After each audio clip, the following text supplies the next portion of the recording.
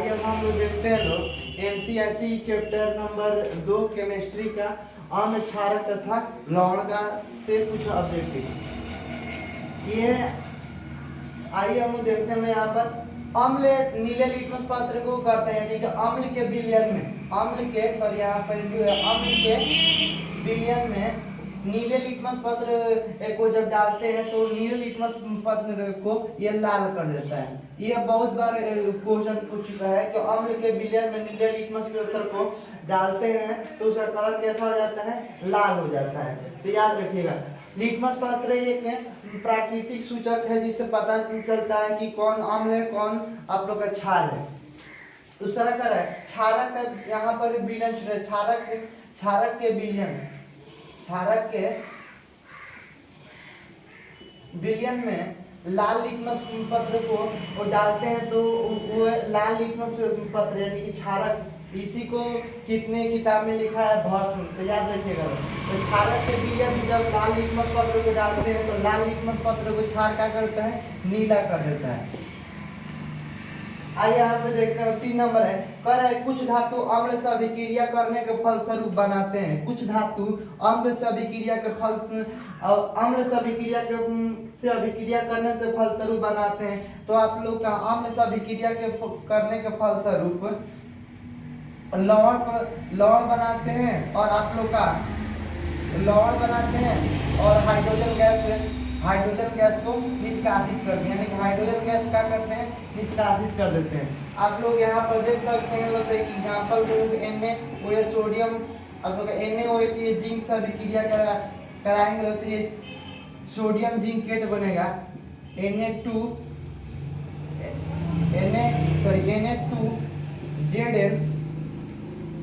ZnO2 और ये आप लोग का हाइड्रोजन गैस को क्या करेगा, विस्थापित कर देगा। हाइड्रोजन गैस को क्या करेगा, विस्थापित कर देगा। तो इसको संतुलित कर लेंगे तो आप लोग का ये सोडियम जिंकेट बना। तो ये देखते हैं कि कुछ धातु अम्ल से अभिक्रिया करने के बाद लवण बनाते हैं और हाइड्रोजन गैस से मुक्त करते हैं। तो सोडियम भी 2 है, यहाँ पर सोडियम ऑक्सीजन 2 है आप लोग का यहाँ पर, हाँ तो संतुलित है। आगे देखते हैं अम्ल और क्षार अभिक्रिया करने के फलस्वरूप बनाते हैं। हम लोग जानते हैं कि अम्ल और क्षार अभिक्रिया करने के फलस्वरूप उदासीन होता है, यानी कि लवण तथा जल बनाते हैं। लवण प्लस जल बनाते हैं, यानी कि प्रतिफल के रूप में क्या प्राप्त होता है, अम्ल लवण और प्लस जल बनाते हैं। तो इसको याद रखिएगा लोग, या उदासीन हो जाता है, लवण उदासीन और जल बनाते हैं। लेकिन धातु से अभिक्रिया अम्ल जब धातु से अभिक्रिया करता है तो लवण बनाता है और हाइड्रोजन गैस मुक्त करता है। लेकिन क्षार से अभिक्रिया करता है तो लवण बनाते हैं और जल आप लोग को लवण तथा जल भी बनाता है। यहाँ पर कर रहे हैं 5 नंबर क्या धातु का ऑक्साइड की प्रकृति होती है। ये सब बहुत बार क्वेश्चन पूछ चुका है कि धातु का ऑक्साइड की प्रकृति होती है, तो अम्लीय नेचर का होता है। अम्लीय इस गुण कैसा होता है, धातु का ऑक्साइड की प्रकृति होता है अम्लीय। आगे पूछ रहा है कि अम्ल जल में विघटित होकर प्रदान करता है। आप लोग ये और दूसरा क्वेश्चन है क्षारक जल में विघटित होकर प्रदान करता है। इस दोनों को याद रखिए, इसी नियम को आप लोग का अम्ल जल में विघटित होकर हाइड्रोजन आयन प्रदान करता है। हाइड्रोजन आयन यानी कि हाइड्रोजन गैस प्रदान करता है, हाइड्रोजन गैस प्रदान करता है। और दूसरा नंबर क्षारक जल में विघटित होकर हाइड्रोक्साइड है, हाइड्रोक्साइड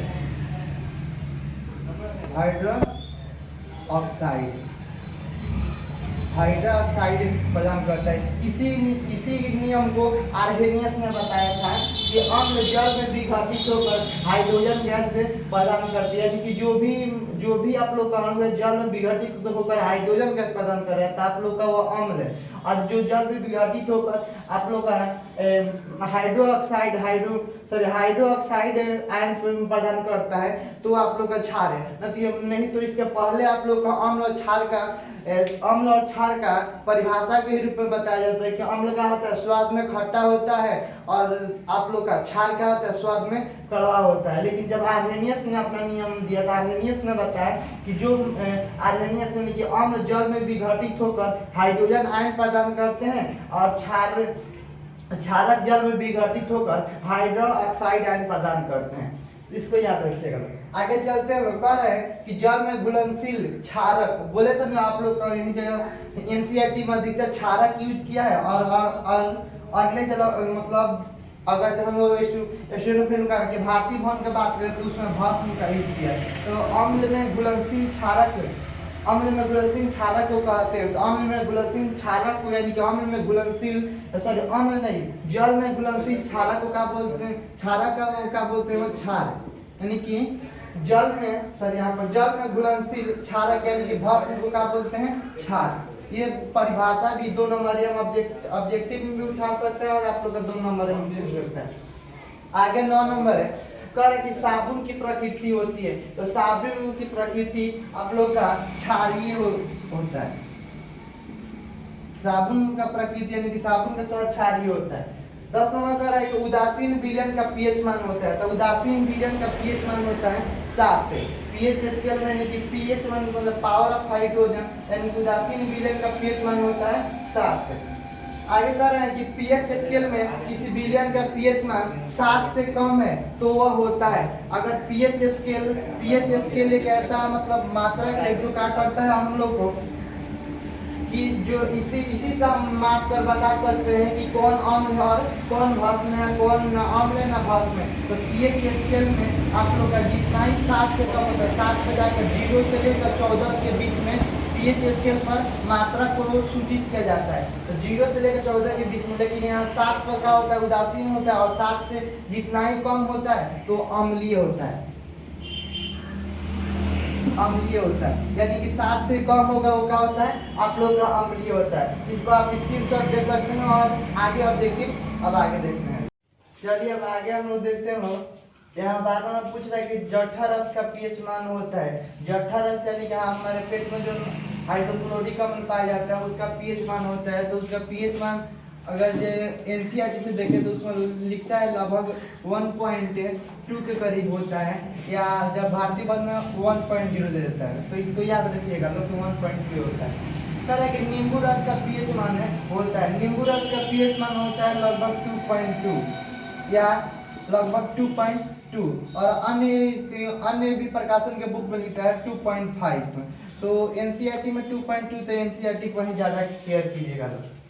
कह रहे हैं कि शुद्ध जल का पीएच मान होता है, शुद्ध जल का पीएच मान 7 होता है, शुद्ध जल का पीएच मान 7 होता है। कह रहे रक्त का पीएच मान होता है, तो रक्त का पीएच मान होता है 7.4।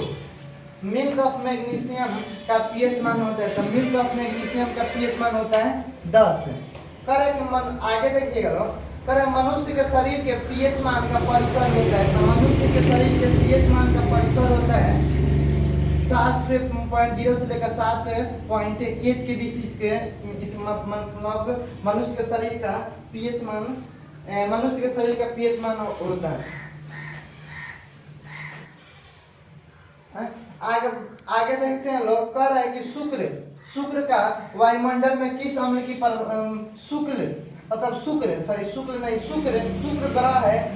ग्रह है उसके वायुमंडल में शुक्र के वायुमंडल में किस अम्ल की प्रधानता होती है? तो होता है सल्फ्यूरिक अम्ल। तो यहाँ पर सल्फ्यूरिक अम्ल जिसको हम लोग लिखते हैं H2SO4 ये सल्फ्यूरिक अम्ल का सूत्र होता है। कह रहा है कि मधुमक्खी के डंक में होता है या मधुमक्खी के डंक में पाया जाता है। तो मधुमक्खी के डंक में अम्ल की प्रधानता होती है, यानी कि मधुमक्खी के डंक में अम्ल होता है। आगे देखते हैं लोग, कह रहा है कि कोई बिलियन लाल लिटमस को नीला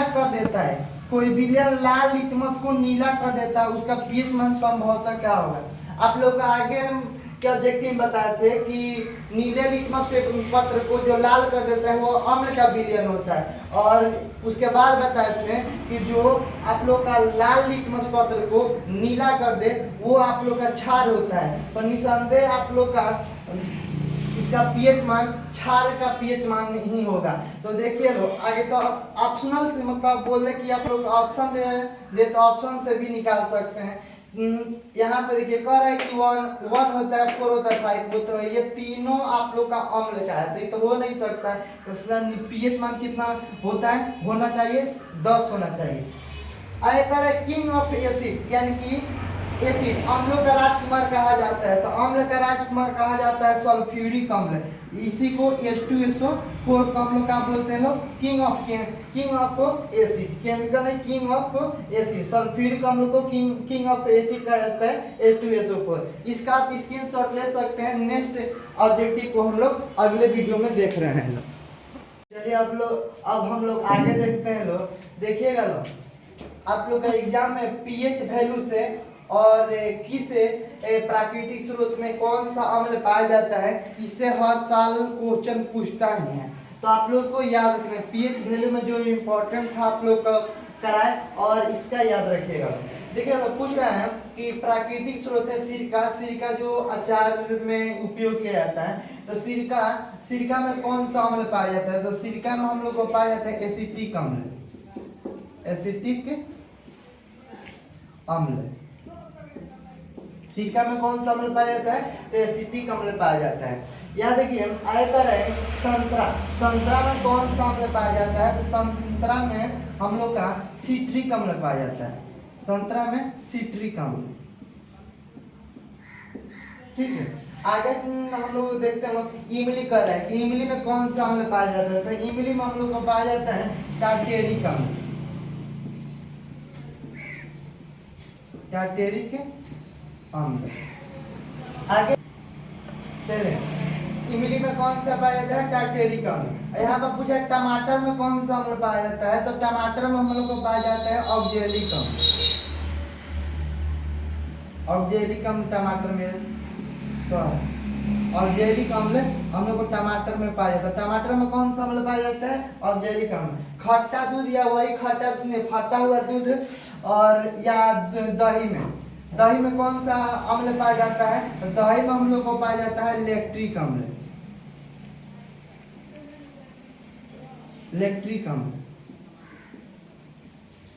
अम्ल। ठीक है, तो दही में हम लोग का कौन सा अम्ल पाया जाता है, लैक्टिक अम्ल।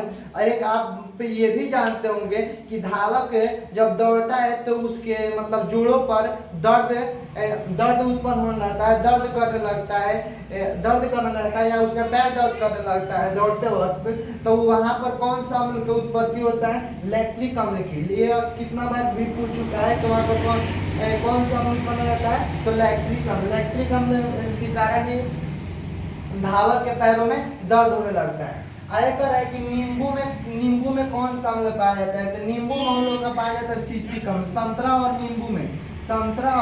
नींबू में हम लोग का सिट्रिक अम्ल पाया जाता है, सिट्रिक अम्ल।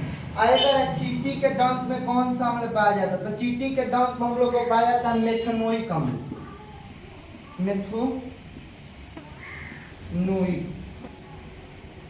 मेथनोइक अम्ल।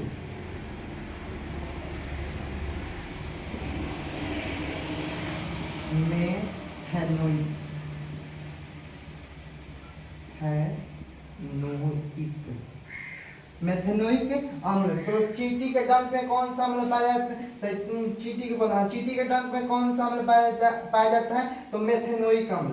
आयकर है कि नेटल के डंक में कौन सा आप लोग का अम्ल पाया जाता है। नेटल आप लोग जानते हैं कि प्राकृतिक एक पौधा होता है जिसके टच में आ जाने पर आप लोग खुजली सा अनुभव होने लगता है, तो इसमें अम्ल पाया जाता है मेथनोइक अम्ल। इसमें ही कौन सा अम्ल पाया जाता है, मेथनोइक अम्ल। तो ये आपका हुआ कि किस प्राकृतिक स्रोत में कौन सा अम्ल पाया जाता है। देखिए इसमें से हर साल बोर्ड में पूछा हुआ सवाल है, इसमें से हर साल पूछता है। इसमें और पीएच वैल्यू या जो भी ऑब्जेक्टिव कराए हैं आप लोग का मतलब एग्जाम में कई बार पूछ भी चुका है। और आगे हम लोग देखेंगे लोग, अब हम लोग को ये अम्ल और क्षारक दोनों खत्म होता है। नेक्स्ट वीडियो में हम लोग लवण से लेकर कुछ ऑब्जेक्टिव लेकर आएंगे लोग, उसमें हम लोग देखना सिर्फ अब लवण बचा है, लवण का प्रकार, लवण का कोई इम्पोर्टेंट, तो हम लोग इसको नेक्स्ट वीडियो में हम लोग देखेंगे लोग। तब तक के लिए थैंक्स।